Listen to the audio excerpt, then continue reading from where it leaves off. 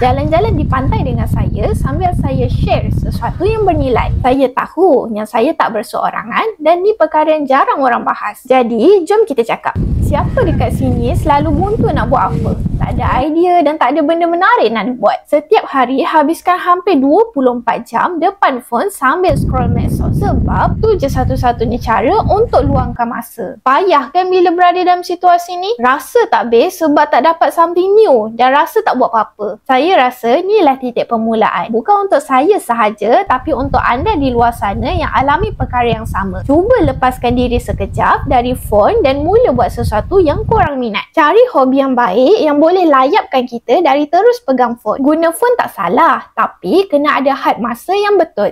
Sebab penggunaan phone yang lama boleh menyebabkan banyak masalah kesihatan untuk diri kita. Untuk saya cuba sibukkan diri dengan buat konten dan cipta aksesori. Jom join saya untuk sama-sama jadi lebih baik dari yang semalam. Share pendapat korang dan jumpa lagi untuk konten yang seterusnya.